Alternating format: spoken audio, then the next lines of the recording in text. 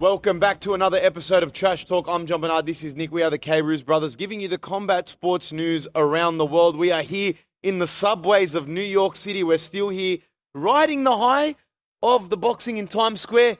Look, if we're being honest, it did not live up to the hype. Look, the presentation, the production, Turkey El Sheikh obviously knows what he's doing. The Saudis, Seller. You shut down Times Square. They know what they're doing. They've got the cash to splash. They can put on a show. But the boxers, the fighters, I'm talking Rolly Romero, Ryan Garcia. Devin Haney. Especially Devin Haney. They didn't put up the show that they were supposed to do. They didn't live up to the hype, and that's what was disappointing. Yeah, very disappointing. And I want to go straight into our first topic. UFC versus MMA. There's been a massive debate online. UFC versus boxing. Sorry, let me start that again. UFC versus boxing. There's been a massive debate online. Eddie Hearn went on Ariel Helwani and said that he thinks boxing is running hot right now. It definitely is. But he said that MMA, you couldn't name 6 superstars in MMA. And now everyone's pushing back on that because we just saw the boxing. Canelo just fought. Devin Haney just fought. Ryan Garcia just fought. And they put everyone to sleep. If you watch Twitter, if you followed along Twitter to all these fights, everyone just said Devin Haney just ran a 5K marathon. He just run for another 5 kilometers.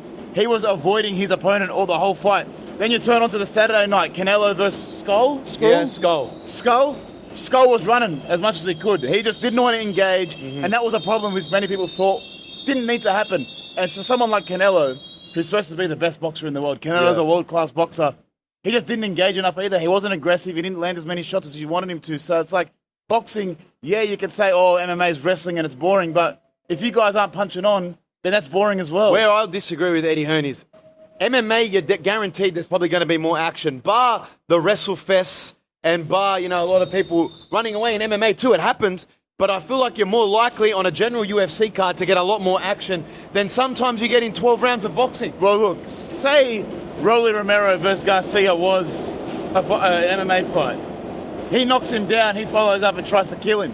MMA obviously does have that aspect of once you're down, you could be out definitely for good. Well, let me give you the stats. Canelo in the 12 rounds of boxing threw 152 punches.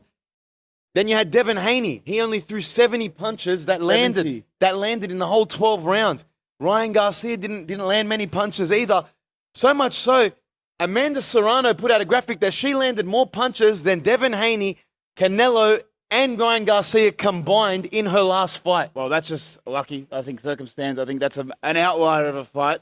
But Devin Haney, bro, you can't be landing 70 punches. Bill Haney, you can't be talking the shit that you do when your son's throwing 70 punches in a fight. I understand his strategy and his technique of boxing is maybe different to what others may seem or may think that they want. But you can't be doing that and be talking that kind of shit. Like you're supposed to be a world-class boxer. Get finishes, not escape and hope for a decision. Yeah, and Canelo had the shits as well. He said, I don't like facing opponents like that. They're just are runners and try and avoid combat at all costs. And they said he had the second lowest significant punches in CompuBox history, and it's 40-year history. They're the ones that kind of, they not regulate, but they, in their history, can show the amount of punches landed in a boxing fight. In its 40-year history, Canelo landed the second least punches. Do you think the issue with these boxing fights, though, is they're getting that much guaranteed money from these Saudis that they just have to show up. They don't have to put on a show. They know that in their contract, all they got to do is get to the ring and then fight. And then it doesn't really matter if they win or lose, they're going to get the same person anyways. I don't think so, because if you look at the Eubank versus Conor Benn fight, it was all action. You know what I mean? It just it comes down to the fighters and the style matchups of the fighters in boxing. And the same can be said for UFC. But where I disagree with Eddie Hearn is that I think you're more likely to see a lot more action in UFC. Sometimes you get absolute stinkers in boxing.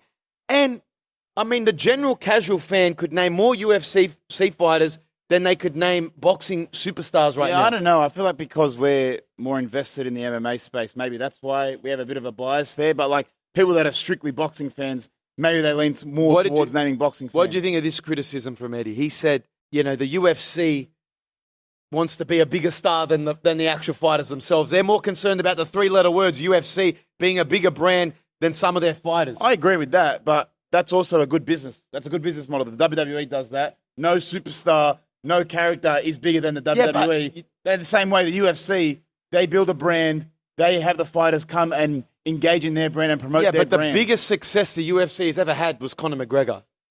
And that's when Conor McGregor really outgrew the UFC. So you want more Conor McGregors to draw more numbers and to have... He still has some of the biggest gates of all time. He does. I think he has like the top pay-per-views, top gates ever. Not even in boxing, just in boxing and MMA. So I do understand the criticism there, but that's just how they've operated. And I feel like because they've kind of got a monopoly on that industry, boxing, where they struggle is it's not in one central organization. So maybe a combination of both is what is best. But I don't know if I agree with Eddie. What do you reckon's hotter right now, MMA or boxing? I say UFC. I think there's more casual fans that enjoy or tune into the UFC. And it depends on the storylines going into it. That Conor Benn versus Chris Eubank Jr. was absolutely massive. It took over social media. So it comes down to the fighters. It does. It comes down to the fighters. Ignore the trains behind us. Apologies. We're trying something different here in the subway. But look, that brings me to my point. Ariel Helwani and Chael Sonnen have been going at it. I mean, not going at it, but they had a disagreement on social media. They're going back and forth on Twitter. Ariel and Chael had a disagreement on Twitter where Ariel Helwani said that the UFC is kind of in a recession period. He was agreeing with Eddie Hearn. Chael Sonnen said, listen, mate, you don't know what you're talking about because when I was fighting, you know what I mean, I was on one of the cards that had the biggest gates of all time. Now, you have a UFC Miami card with Sugar Sean and Cheeto Vera that had definitely outpaced that, doing $11 million where he was just doing $7 million. And now you've got your fight night cards that are being taken to Iowa, that are being taken to Kansas City, doing $2 million gates when they just used to be done in the Apex in front of no crowd. Well, if you're going on strictly metrics, UFC went to Des Moines, Iowa.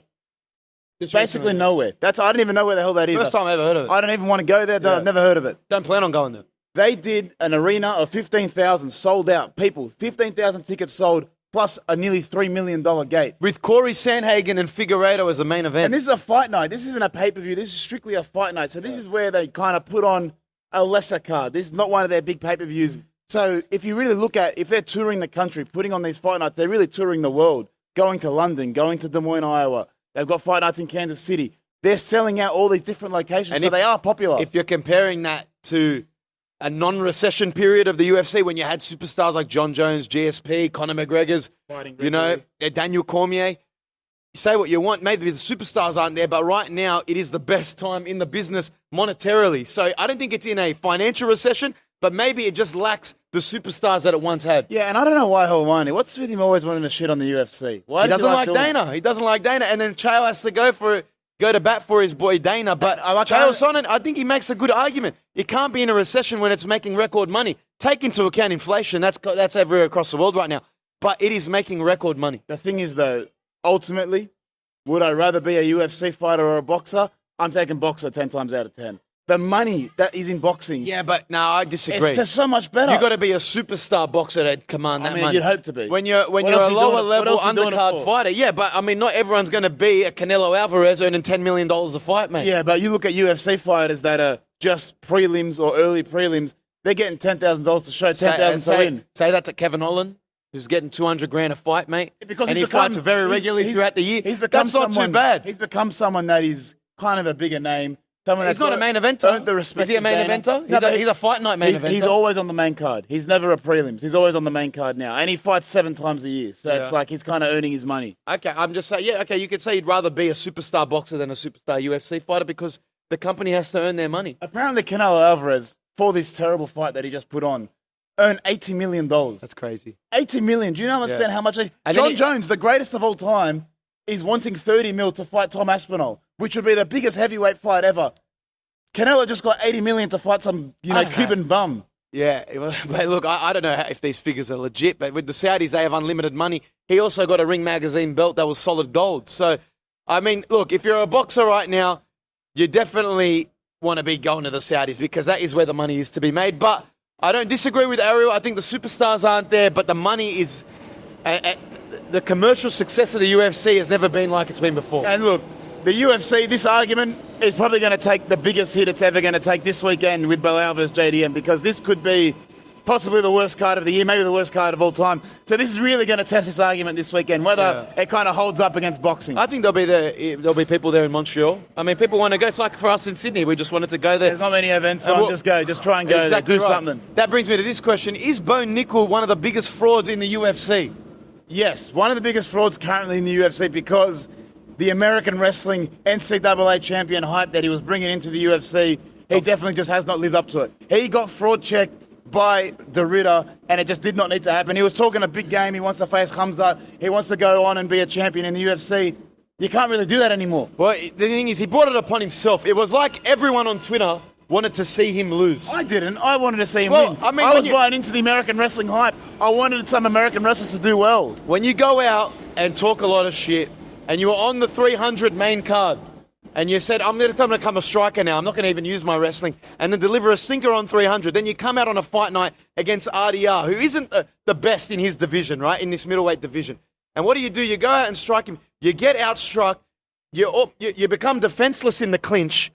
Okay, you don't show your American wrestling at all. And then you get KO'd. And you get TKO'd in the third round. Now, yes, embarrassing, and I'm not going to say I would do any better, okay, because this guy would put me to sleep very easily. But a lot of people have criticized American wrestling and say it is no match for Dagestani wrestling, and it's no match in this current MMA style that is in the UFC. And it is showing there is no successful American wrestlers in the UFC right now. And it's people like even Daniel Cormier, who are former American Olympic wrestlers, who do claim that next level American style wrestling, there's just been a lack of talent and lack of opportunity for these fighters to come through. Bo Nickal was supposed to be that champion. He was supposed to be the guy to be the one that set the precedent for all these other college wrestlers to come through. But it just hasn't happened now. And he's kind of been fraud checked. I don't know if he's the biggest fraud in history. I mean, there's been other fighters who probably had a lot more hype and kind of flamed out a bit quicker. But his career's not over. Like, he's still got somewhat of a name. His progress has just been stalled significantly. Definitely. And the thing is like, you were talking a massive game that you would take down Khamzat and beat Khamzat easily. He referred to Khamzat's wrestling as trash. And not even mid. I mean, he was probably trying to build up a potential fight. Obviously, but regardless, imagine if RDR's doing that to you, what would Khamzat have done to him? Yeah, I know. That's just like... What would someone even like... RDR's ranked 13th. What would a Rob Whittaker do to him? What would Whittaker? What would Adesanya? He's called out... I think RDR wants Sean Strickland. He's called out Shara the Bullet. What would Sean Strickland be doing? I mean, like, he's got a very pressing style, very striking, heavy fighter. Like, I feel sorry for Bo Nickal because that's probably one of the worst things to be. Like, you don't want to be that guy that everyone's taking a shit on right now. You open your internet, you open your Twitter, you open your Facebook, Instagram, whatever it is. People are going to be taking a shit on you. You're getting death threats, probably messages everywhere. I feel sorry for you. I don't think it's that bad, but I think he'll just switch off for a little bit. But definitely fraud checked in the UFC. There was some Twitter page I saw. He put up a video of him. It almost makes it out he didn't deserve to be on UFC 300. He was that happy that Bo Nickal had lost. I was like, man, you can't be wishing the downfall of someone this much. Like, you can't be this happy someone's losing. Like, grow up almost. Like, seriously. Well, let's go. What happened in the main event of UFC Iowa? Cory Sandhagen absolutely dominates Davinson Figueiredo. Now, I didn't see this coming in such a dominant fashion, but Merab went out of his way to congratulate Cory Sandhagen, who I think has proven himself as the next title contender. It was very dominant. I can't tell if Merab is genuinely happy for people or if he's just like picking easy fights for himself. Because again, Sandhagen did look great, but compared to Merab, I just don't see him doing that well. So it's like, I don't know if Merab's like, look, I'm going to try and build this guy up so I can verse him next. Yeah. He did the same with Peter Yan, maybe when he didn't want to verse Umar, and now he's doing it to Sugar Sean as well. He's kind of giving him his flowers because he wants to have that potential fight. But is it because he wants to fight him or because he actually genuinely thinks he's good? Look, I think Merab just wants a challenger. He's already beat Sugar Sean O'Malley. He's beaten Peter Yan. He's pretty much almost cleared through the division, but just not as a champion. So I think he welcomes a Cory Sandhagen fight. But the thing is, is Cory Sandhagen worthy opponent for Merab? Yes, it's one thing to do it against Figueiredo, but I don't think he would look as dominant as he did against Figueiredo as he would go against Merab.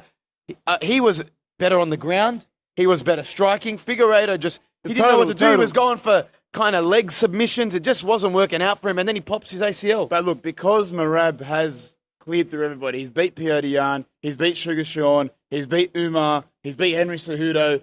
It is time for him to verse someone new, and Cory Sandhagen, on the back of a good win against a good opponent, does deserve a title shot. So I think they'll probably make that fight later this year if Merab gets through Sugar Sean. I think he attends UFC in Newark, UFC 316, and you may even see a face-off between Sandhagen and Merab. That'll be underwhelming, but it'll happen. I mean, look, bantamweight right now I think is one of the more entertaining divisions outside of the lightweight division and maybe middleweight. It's not in the territory of flyweight and, women's strawweight. Would you agree with that? Yeah, I definitely agree with that. But that's just the way it is. But look, I do think Merab is a personality. He's a superstar, so he kind of makes up for all the lackluster, maybe other personalities in the division. Now tell me, is Arman Tsarukyan delusional? Because he came out, he just finished a grappling match in Dubai. He went up against one of Islam's teammates and won pretty convincingly. He looked great. He looked great. He looks like he's in tremendous shape. But he just said he wants to be active. He wants to be in competition. Might do another grappling match. But then he said he turned down to face Mateus Gamrot in June because he thinks that was disrespectful to give him someone ranked 10 when he's number 1 ranked in his division. Well, he said, look, when I was ranked number 10 or when I was ranked that low in the rankings, no one gave him that opportunity. No one gave him that opportunity. And he's number 1 ranked in the world. I understand that. I think he even understands that he kind of did stuff up having to pull out of that fight against Islam. That was his opportunity. Yeah, his back looked fine in this grappling match. But he's still the number 1 ranked lightweight in the world. He should be facing someone in the top 5. Yeah. There's no way he should be facing someone at number 10 because if he wins, what does it do for him? Doesn't improve his stature, doesn't improve his resume. It really does nothing for him. He needs to face someone like Charles Oliveira, like Justin Gaethje, Dan Hooker. He's faced Oliveira. I don't want to see that again. And it looks like he's just going to have to wait for Dan Hooker to recover from his hand injury. There's a bit of bad blood between those two. But, man, he's going to be on the shelf for a long time. I think what's best for him, he's really hoping that Islam goes up because then he could face Ilia Topuria for an interim title. Yeah, he even said himself, look, I'll fight for the vacant title. I think he knows that he's not getting Islam next, which is a shame. But whoever doesn't fight Islam next should be fighting Arman Tsarukyan for the number 1 contender spot. That's the way it should work. Charles Oliveira wants a title shot. Gaethje wants a title shot. Not everyone can get it. And then Arman Tsarukyan, yeah, he wants it as well, but he knows he needs one more fight to get back into that title contention. So let's make it happen. I understand Dana. You probably hate him. You probably want to kick him out of the UFC. Cost the January main event. You ruined the whole card, Arman. But I feel like he's owned up to that, and he's actually acknowledged it as well. So just give him a good fight. Don't make him fight Mateus Gamrot at number 10. It's just unnecessary. I agree with him. It's not disrespectful, but it's just unnecessary. Yeah, but sometimes you almost have to prove yourself. You got after that punishment. Yeah, versus, you know what I mean? Versus Dan Hooker. You cost the main event. You know, maybe they're going to say you're going to have to face someone that's 7, 8, 9. Max Holloway. Like, why is Max Holloway versus Dustin Poirier? Could have versed that. It's a much better matchup, bigger name. Actually puts a good win on his resume. How do you feel about active UFC fighters participating in grappling matches or jiu-jitsu matches outside of the UFC? They have to get it cleared. Yeah, they're under contract with the UFC and they negotiate each fight. But how do you feel about them being active outside the UFC in these kind of grappling tournaments? Look, I feel like it's okay until someone gets injured. Until someone gets injured, then everyone will be like, no, you can't do this anymore. Because really, he does an ACL, he does an elbow injury, he does something in these grappling matches, and it's like, you just ruined your whole UFC career. You've ruined fights, you've done this. Yeah. But it's like, it also could be seen as a form of training. Some people got to stay active. I mean, Kaya Barillo wanted to enter a grappling match. I mean, but sometimes the UFC has turned it down. If you look at, what's his name, Raul Rosas Jr., he was supposed to go up against Muhammad Mokaev, and the UFC said, no, don't worry about it. That's because maybe they wanted to protect him, though. They didn't want to kind of ruin his resume. Arman Tsarukyan going this grappling match, they probably know he's going to win. They know he's going to put on a good show. And who knows, maybe what Dubai is paying him, they just have to give a kickback to the UFC. I don't know how the organisation works, how they structure it, but there's no way you're just going to let your number 1 ranked guy fight in another promotion for no reason. And then on top of that, he beat one of Islam's training partners in this grappling match. If you're Islam watching that, you're going, this guy can grapple? Yeah, because you know the level at which your teammate's very elite. If he's already elite and then Arman's that much better than him, does it make him interested in wanting that fight? I don't think so. I feel like he wants to go up. Arman did very well against Islam in the first fight in the grappling. It almost became just a stand-up match. Short notice fight, so it's like you can't really take too much from it. But that's why we're supposed to see it in January. So we might not ever see that fight again because if JDM wins, Islam's going straight up. Well, let's move up to UFC 315. It is happening this week in Montreal, Canada. But Nick, is UFC 315 the worst UFC card this year? On paper? Be honest. On paper, I think yes it is because the main event, no offense to Bilal and JDM, they don't have the star power of Adricus Duplessis or Sean Strickland. And you're saying that because we are Sydney-siders and we were there for UFC 312, which was labelled one of the worst cards of the year. That was a very main event, top-heavy card, but at least people kind of got into the main event, and then everything under that was kind of no names. Really. But it was Aussie-heavy. It was also Aussie-heavy. And I feel like this Canadian card, Montreal card, they've got 2 female fights on the main card, which is always a tough pill to swallow.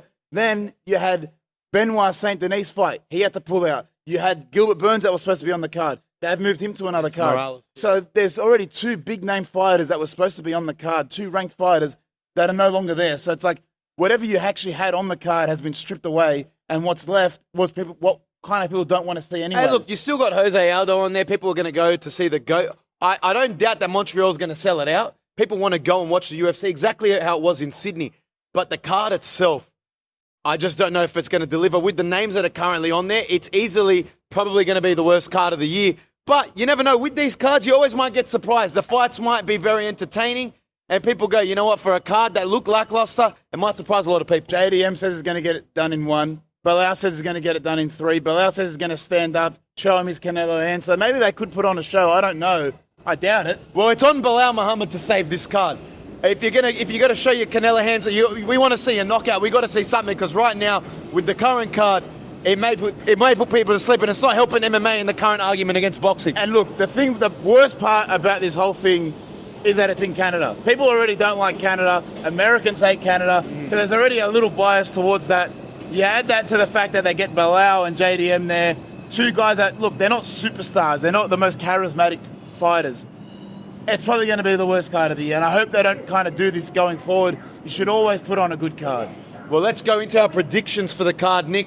Your best bet for the card, for me, I'm going Belal Muhammad to win by submission or TKO, so he can either tap him out and finally get a finish and not go to decision, or he can show his Canelo hands and win. Then I'm going Shevchenko to win head-to-head. I'm going Alexa Grasso to win head-to-head, and one of the featherweight goats, Jose Aldo, to win head-to-head. I'm doing something similar, and I'm doing the unpopular thing, and that's not taking Belal by decision. I'm taking Belal to get the stoppage, same as you, Belal to get the stoppage. TKO or submission. Okay. I do think he's going to wrestle him and maybe get a choke in there. I'll take that with Shevchenko to go to decision, and I'll take Alexa Grasso head-to-head. I think that's a more smart, easier option to do. Okay, I like it. No, you're not going on the featherweight. You're not having a look at it. Look, I can't. But the way Jose Aldo's match went last time, it'd be heartbreaking to bet against him, and I do want him to win, so I'll just leave it I at like that. a little roughie as well. Not a roughie, but I mean one to look out for. Navajo Sterling, fighting out of City Kickboxing. Great for the NZ MMA scene. He won his Dana White Contender Series. He won his Fight Night debut. He's a very great striker. I like the look of him. I think he's going to get it done fresh from Turkey as well. He's had a hair transplant. He looks good. I want to see him get the W in UFC Montreal. Well, so you're the same as me. You think Belal's going to get the stoppage. You don't think he's going to decision. I think he wants to make a statement. He's got 1 stoppage his whole career. I do. He saw Sean Brady and what he did to Leon Edwards, and everyone's taking a shit on him and saying you couldn't do what Sean Brady did. He's going to go out there and try and tap out JDM. And you saw JDM did struggle against Gilbert Burns, and he's been training hard with Craig Jones and working on his jiu-jitsu. They put out this thing where they said he choked out Craig Jones in training. It looked pretty staged to me. But I think Belal wants to make a statement and put either JDM to sleep with a submission or a TKO. I do think he's going to get it done strictly because he's got to have that championship victory. He's got the championship confidence now. He's definitely gotten a lot more confidence from beating Leon Edwards. But I feel like he needs that statement victory. And look, if you listen to the experts, and I'm talking fighters in that division, Colby Covington, Ian Gary, they all say that Belal's just going to be too good. If you saw Gilbert Burns kind of was toying with JDM before he got the knockout, Belal's going to be even better. He's that level above. He trains with Islam. He trains in Dagestan. He's got that next level wrestling, next level power. I just think it's going to be a bit too much. Hey, do not count out JDM. JDM, all he needs is one shot, and you saw what he did to Gilbert Burns. He was getting dominated on the ground the whole fight, and it just took one knee. It took one shot to catch him, and anything can change. Yeah. And he did that with a broken arm. So JDM is one tough bastard, and I still think he's in with a shot. Well, he's on a 17-fight win streak. The guy's not a bum. Yeah. I'm just putting more of my investment in Belal just because that's the way I want to bet. If I was betting with my heart, I'd back the Aussie. Okay. Get another Aussie with a title, and that kind of puts Islam up in that division. It's actually more exciting. Yeah. But I just don't think it's going to happen. I'm sorry, Jack. Well, what about this? It is officially announced Dana White will be the promoter for the TKO Boxing League with an upcoming event in September.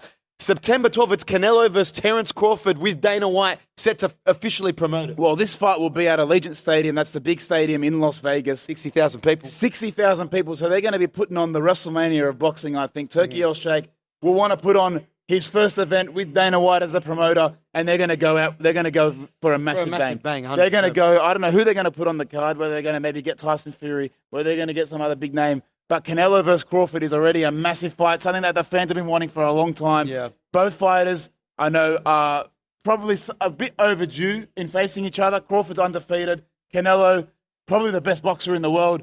So it's something that definitely needs to happen, and it's a show that could sell out a stadium on Mexican Independence Day. Well, if it lines up with last Mexican Independence Day when they had UFC Noche, that probably took a lot of eyes off UFC Noche. And Canelo can sell out a stadium, especially when he's targeting his own kind, Mexicans, because they turn up for him. He is one of the most followed. He is the face of boxing. It's going to be huge. But how will it look with Dana White as a promoter? People are making jokes on Twitter saying, hey, Canelo, you won fight of the night. That's a $50K bonus. Enjoy it. But I think it's going to be totally different. How we're going to see how the usual boxing promotions are to a UFC TKO boxing promotion, because these guys at UFC, and you've been to a boxing promotion and how the media weeks are, it's very unorganized. The media different. There, it's an absolute frenzy. People trying to get interviews with every single fighter. With Dana White, I think he's going to bring a level of professionalism to the boxing scene. It's going to be a lot more organizational. The promotion to that fight week is going to be huge, and it's going to be a massive sellout in Vegas. And if anyone's going to make it even bigger, it's Dana White. And Turkey El Sheikh. Don't forget Turkey El Don't Sheikh. count out Turkey. Involved. But what I don't understand is he's still the head promoter of the UFC. So that weekend, UFC Noche is going to be in Mexico City, but Canelo versus Crawford's going to be in Vegas. So he's making a lot of money, TKO. But where's Dana going? Who's he going with? I think his sole focus is going to be on this TKO boxing. So UFC's taking the back seat. Well, it's Mexico City. We don't know what that card's going to look like. And Dana has been kind of taking a back seat for a while now. And you see Hunter Campbell kind of taking his role. He hasn't been showing up to some press conferences during fight week. You saw that at UFC Miami. He wasn't there at the press conference. And Hunter Campbell is either there. John Anik is either there. So I think his focus is solely going to be on this TKO boxing. And he's just going to try and sell out this Canelo versus Terence Crawford main event. Because really, he can't do both. Like, you're going to and eventually have to choose one. And I feel like with the money that Turkey El Sheikh's probably given him, he probably wants to do boxing. And I feel like he's always had a soft spot for boxing as well. But if the situation does occur where he's got to give a fight of the night bonus to Canelo Alvarez after earning $80 million, I don't think 50,000 is going to do much. Look, I think he said, Dana, maybe you just keep the money. I think you're going to see a very stark contrast, a big difference to how these other boxing cards have been promoted to what a Dana White promotion looks like. And Turkey El Sheikh's going to be a very happy man because there's going to be a lot of eyeballs on Canelo versus Terence Crawford. Finally, we're getting Canelo tested up against an American boxer. Hasn't been like this for a while. And it could be a very good test. Don't count out Terence Crawford. He's coming in as a big underdog into this fight. And he's got hands. He could definitely sleep Canelo if he catches him. And look, this is going to be in the stadium. So I hope Dana, after WrestleMania and now after this event, does try and put on a UFC event at Allegiant Stadium. Because that, I feel like, needs to happen. And this is kind of showing you that combat sport events can sell out a stadium. Like, just do it, Dana. Just do it. Why not? You saw what happened at Tottenham Hotspur Stadium with Eubank Jr. and Conor Benn. That was absolutely massive. They got Wembley Stadium coming up again for Daniel Dubois versus Alexander Usyk. So, these stadium shows are getting bigger and bigger. And, we can't wait to see what's in store for this TKO promotion. I don't know how it's going to work, though, because, the way boxing is, I understand Turkey El Sheikh has kind of brought them all together. He's got WBC, whatever, Golden Boy Promotions, Matchroom. But eventually it's like, these guys still represent themselves. They are their own promotions. Like, even on the weekend, Devin Haney fought as Devin Haney Promotions. Listen, I think at the end of the day, the boxers are coming on board because it's fixed money. And Turkey El Sheikh can offer them a great paycheck, and they don't have to worry about pay-per-view buys. They don't have to worry about a gate. They're getting fixed money from a promoter that is Turkey and TKO now. And I think that's just going to be a successful formula. Well, every time we've spoken about it, it's like what Turkey El Sheikh is doing is probably good for boxing. But I don't know if it's going to be good for the fighters, because if Dana White gets anywhere near these boxers, they're not getting paid. It's just the way it is. No, that's not the way it is. It's going to be the UFC model. The successful ones will get paid. Well, what's different? Well, they're not getting $80 million. Yeah, well, that's the game. You can't tell me that some of these boxers, that yes, they have 2 million following like Devin Haney, but he should be earning $10 million a fight, please. How? Devin Haney isn't as popular as some of the best UFC fighters right now, and thare not earning that much. And that's going off like Instagram following, social following, ticket sales, gate sales. Like, that's pay-per-view sales. Like, what are the metrics we're measuring here? These boxers need to actually come to the table and figure out what they're actually worth. Well, if they're getting paid 10 mil, that's what their going rate is. Why would you? Bullshit. Why would you But come down from I it? think there's inflation on these numbers. But let's move over to something else that was in Allegiant Stadium, which was WrestleMania. We're coming to Backlash of WrestleMania, and there's been a lot of storylines that have taken place since. So that brings me to John Cena versus Randy Orton. That's taking place at Backlash. Is this one of the greatest feuds of all time? John Cena versus Randy Orton is the greatest wrestling feud of all time for my generation. Okay. For my generation, it definitely is, because when I think of the two biggest superstars from my childhood, I think of bald head, psycho Randy Orton, and hustle, loyalty, respect John Cena. And them going against each other, it's poetic. Mm-hmm. And them fighting probably for the last time this weekend, I'll definitely be tuning in, and I definitely want to see a banger of a match. I don't know how it's going to end. It's more than likely going to be John Cena winning, because he's the last real champion. He says he wants to be the last real champion, and that's his goal. But Randy Orton, it's going to be in his hometown in St. Louis. He said he's willing to punt Cena's head off to win that champion. Randy Orton's gone for records himself. John Cena's got the record 17 champions. Randy Orton's got 14. He's not far off. He's not far off him. So, look. But time is against him. And, look, I don't see anyone getting past Cena right now. Cena, being the bad guy Cena that he is right now, he's willing to play dirty. If you think Randy Orton's going to punt his head off, Cena's willing to low blow. He's willing to hit him with the championship belt across the head. This is a different Cena. This isn't your hustle, loyalty, respect Cena. This is, I will do anything to win and be the last real champion. And it's odd having Randy Orton as the face, John Cena as the heel. I still can't comprehend it. Like, it's still foreign. It still seems weird, because every time they've had this matchup, they've never had Randy Orton be the face. And it doesn't feel right. Randy Orton's a natural heel. I want him to be punting people in the head, and I want him to go out there and kill people. No remorse, but if he's saying he's going to do that on the weekend, that makes me happy. I guess we'll wait and see. Well, what's happened to Cody Rhodes? Cody Rhodes loses to John Cena. Cody, where are you? Apparently, he's on holiday at Disney World with his family, but does he come back at Backlash this week? When do we see? Where does Cody Rhodes actually come back? Does he go straight to a feud in with Cena? Does he have to go up against someone else, a returning superstar? Who is it? He definitely has to come back out of the title picture, because he's definitely lost a bit of real estate after WrestleMania. Fans don't think he's actually that good. I don't think he's a main eventer. I'm just reading the dirt sheets on Twitter. Okay, this is not my opinion. I still think he's a main event guy, but he wasn't that compelling compared to these other bigger superstars. He did take a back seat. And this is, look, people that said after WrestleMania 39, when he took that loss against Roman the first time, he came back, built the story a bit bigger, came back a bigger superstar, so he can just do the same thing. It might be another year-long journey to get the title back from John Cena, but it'll be a great story, and I think it's going to happen. Yeah, I think The Rock really derailed Cody Rhodes' WrestleMania journey. I mean, this most recent one. Twice. Where was The Rock? He was supposed to be involved. He went on Pat McAfee, made everyone even more confused, and said he felt like he wasn't needed in the story, but Travis Scott was needed in the story. That's kind of bullshit. So, I don't know. Cody Rhodes definitely needs to kind of gain some momentum as he comes back. I think you pair him up with like a Brock Lesnar type feud, a Rusev feud, something along those lines, and then insert his way back into getting that championship back from John Cena. They're just really like, there's no one there that he can kind of feud with. Maybe like Seth Rollins, but he's kind of feuding with Roman and CM Punk still. Yeah. There's no one really there for him to come back and go against. What about this? CM Punk comes out and says that next year, or he still wants to main event WrestleMania Night 2. He main evented Night 1, but he's saying, I want to main event Night 2 for all the people that moved the goalposts and say he didn't main event WrestleMania. Now listen, CM Punk, Night 1 is not main event. I never moved the goalposts. That's where I had them the whole time. The match that goes on last is the main event. You didn't main event WrestleMania, and to me, you were the better match, and you were the better main event, but you didn't main event WrestleMania. You didn't go on last, you didn't close the show. You closed the show on the first night, which is like half-time. You're not closing the show at half-time, guys. If we have a second half, we have another whole game of football to play. Do I think he deserves main event of Night 2? 100%. He's one of the best storytellers in the business. The story with him and Roman or him and Seth can be told at next year's WrestleMania. But to say that you main evented Night 1 and that people are moving the goalposts, come on. You're not fooling anyone, CM Punk. Punk, you're better than that. But is this his way of saying, look, I know that it wasn't the main event. Yeah. And he's saying, look, I still want that big main event. I want to close the show.